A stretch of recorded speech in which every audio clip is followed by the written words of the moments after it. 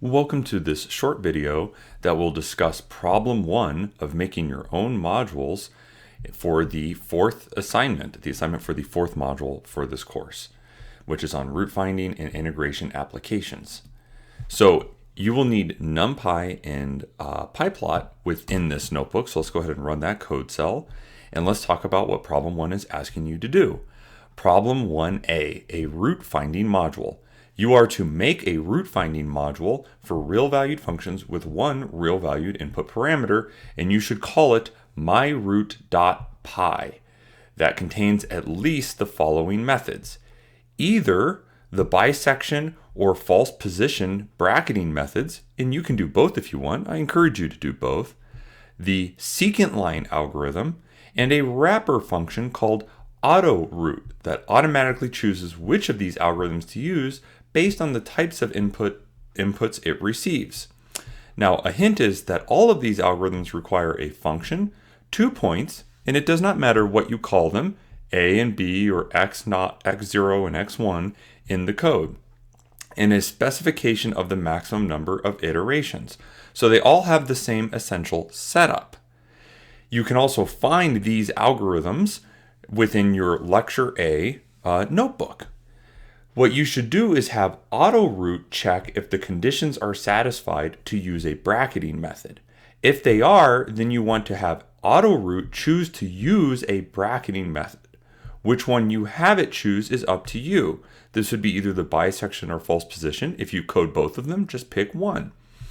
Otherwise, if the conditions for a bracketing method are not met, you should have AutoRoot choose to use the secant line algorithm. Some additional requirements.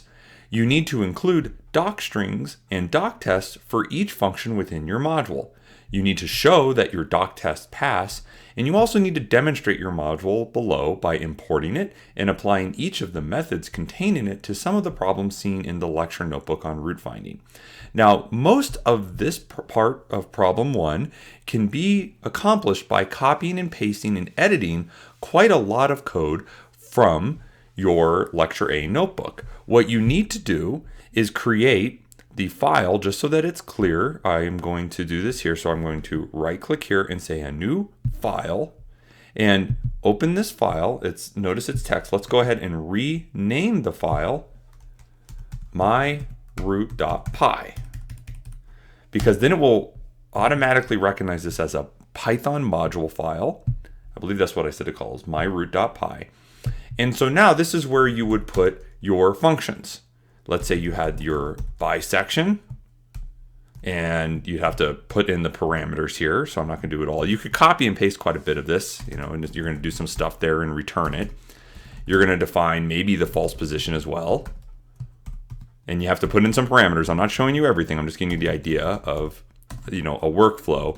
And then your AutoRoot, right? And then this should be the thing that automatically chooses what to do. Oh, and of course you also have to have your secant method. However I suggest to call them here. I think, I didn't say what to name those things, but you should have AutoRoot named as AutoRoot like that. And so here we go. And then you have to put code in where I'm just leaving it blank. You have to figure out the parameters that I said what to do. And your AutoRoot should just call the bisection or false position, or just one of them if that's what you have, if the conditions for a bracketing method are held. And those conditions, again, can be found in the Lecture A notebook, and then otherwise it should choose the secant method. That's the whole point of AutoRoot. It's just a wrapper function that's used for you to call, and then it will automatically choose the algorithm that's best suited for the problem. So that's basically the idea of what I have you do for problem 1. And then, of course, other than the functionality, you need to make sure you have docstrings and doctest for each one of these functions. So if you do the bisection and false position or just one of them, okay, docstring and doctest. Secant method, you need to have docstring and doctest, and docstring and doctest for AutoRoot as well. And then you need to make sure that all your doctests pass.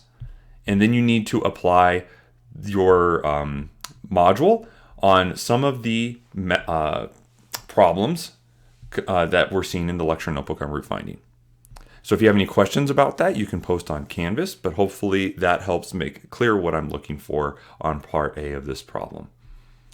For part B, you are to make your own integration module. So now you would make your own integration module for real valued functions with a single real valued input parameter called myint.py that contains at least the following methods. So again, you can have more if you like.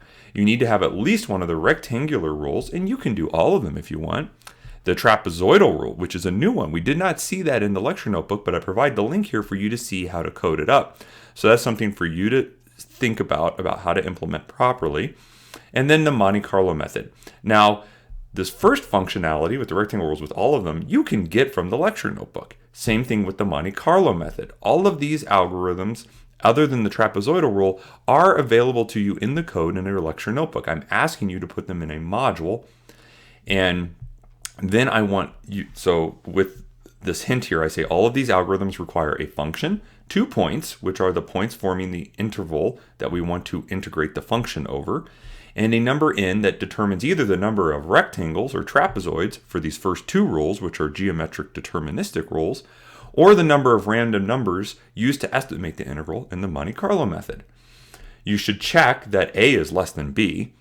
If you want, you can also create an optional parameter, num trials, for the MC algorithm that is defaulted to 1 and have the MC algorithm output an array list of approximations. These are design choices that you get to make.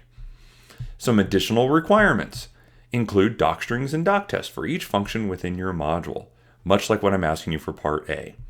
For the MC method, you should investigate how to set a random seed in NumPy to ensure that reproducibility of the test.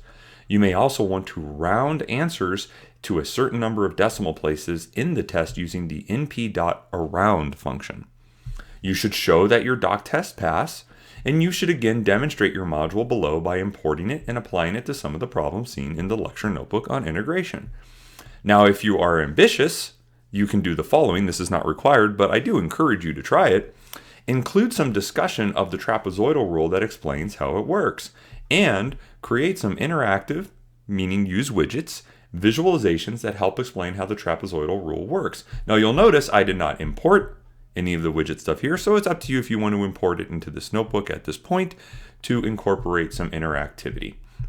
And you can use the lecture notebook for a lot of the code for both part A and part B of problem 1 to do a lot of the coding for you, but you just have to put it into a module, organize it correctly, and then do the docstrings and doc tests. So that's for problem 1. That's the end of this video, and then the next video we'll discuss some of the remaining problems in this lecture notebook. Or excuse me, this homework notebook.